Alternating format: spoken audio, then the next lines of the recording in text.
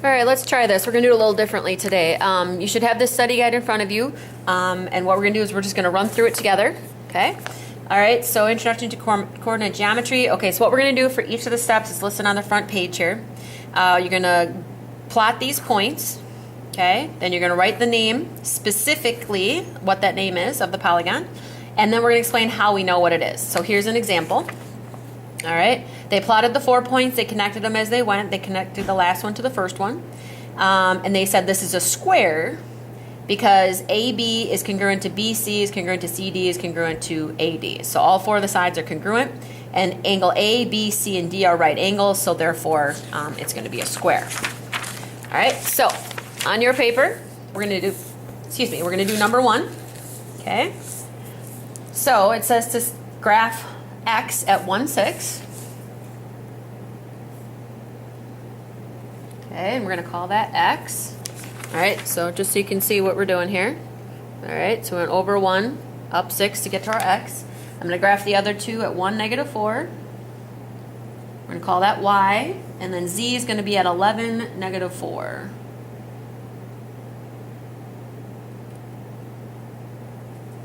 Okay, and we'll call that Z. Then we're going to connect all 3 of them together. Obviously, we're going to have some type of triangle since we have 3 points. All right. So that's the triangle you should have gotten. Okay. And so we want to know the specific name of it. All right, so we know it's a triangle. All right, let's get some specifics. Specifics on a triangle means we're going to classify it by its angle and by its sides. All right, in this case, we have 1 right angle, so it's going to be a right triangle. The other 2 angles are always acute. It's just defined by that 3rd angle. And then we're going to define it by its sides. Well, we have 2 congruent sides, which makes it an isosceles triangle. Okay, so we can see that there. We have a right isosceles triangle. All right, next one. Number 2 is 0, 5. And we're going to call that H. Negative 7, 0, you're going to go back 7. Stay on the x-axis, we're going to call that I. J, we're going to go the right 0, so we're going to go down 5, 3, 4, 5 on our y-axis, call that J. And then K is 1, 2, 3, 4, 5, 6, 7, and we're going to call that K, we said. We'll connect all those together. So we have some type of quadrilateral, obviously, because we have 4 sides. All right, that's the picture you should have gotten. And the specific name of that, well, we don't have a right angle, so it's not a square. We do have opposite sides congruent. All 4 sides are the same. Okay? So that's called a rhombus. All right, 3rd one. Why don't you go ahead and pause at this point and do number 3, and then see if you match mine.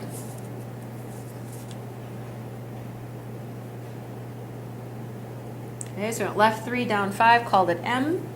We went to the right 2, up 8, and called it N. And P is at 6, negative 1. 1, 2, 3, 4, 5, 6 to the right, 1 down is going to be P. We'll connect those. Okay. Let's see. So obviously we have some type of triangle. That would be obviously the basic name. All right, if we want to get specific, let's look at our angle. All right, I've got another piece of paper here. Okay. So we'll check. This is a quick way to just see if it's a right angle. If my square piece of paper fits in the corner, and it does, so that means angle P is a right angle. Another way to do that is to find what's called negative reciprocals, and if you want me to teach you what that is, I can.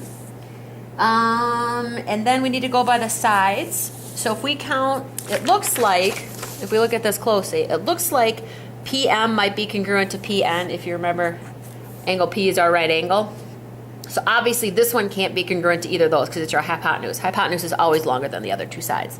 All right, so what we can do is we can count and see if they're the same length, okay? Because think of this as the diagonal of a rectangle. Well, if I could make this the diagonal of this rectangle and turn my paper and make that a rectangle, if those 2 are the same, my 2 sides are going to be congruent.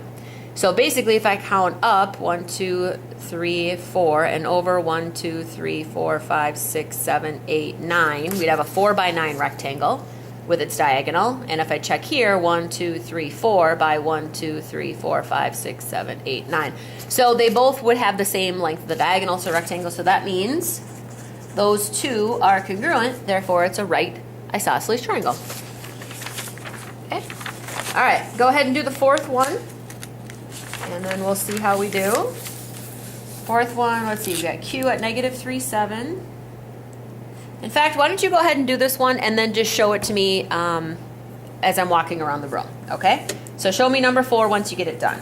I'm gonna skip ahead to number 5. Actually, let's look at this first. All right, so if we look at sample 2, it says to find the area of triangle XYZ. Okay, so I'll just color it in so you can kind of see it. We want to know the area of that triangle, okay? One way we can do this is we can box this off so it makes a rectangle, okay? So from here to here, but I only want half of that rectangle. Well, we know the area of a rectangle is length times width, so if I could just take the width, which is 6, times the length of 10 would get me 60, but I only want half, so it'd be 30 square units. All right, so let's use that logic on the back here. So number 5, if I box that off, I have a width of 1, 2, 3, 4, 5, 6, 7, 8, and a length of 1, 2, 3, 4, 5, 6, 7, 8. All right, so I just boxed it off. I've got an 8 by 8. 8 times 8 is 64, but I only want half. So that'd be 32 square units. Okay? All right, same thing over here. It's just a little different kind of a triangle. So what we'll do is we'll box it off. Okay, so I boxed off just from the top of the triangle over, and then I did this part. So I'm gonna find the area of that part first, which would be a 1, 2, 3, 4, 5 by 1, 2, 3, 4, 5, 6. All right, so this rectangle is, this rectangle is 5 by 6, so that'd be 30 square units. So this part right here would be 15. And if I box this part off, I get the same thing. So that means this shaded rectangle is 15, and triangle, and this shaded triangle is 15. So if I add them together, I got my 30 square units. Oops, sorry. Okay, so 30 square units. All right, this one gets a little trickier. So if you want to pause it and try it first and see what kind of an answer you get. All right, in the meantime, what I'll do is I'll box it off here.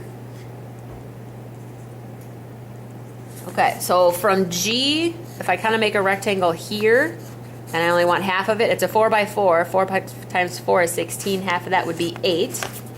Plus,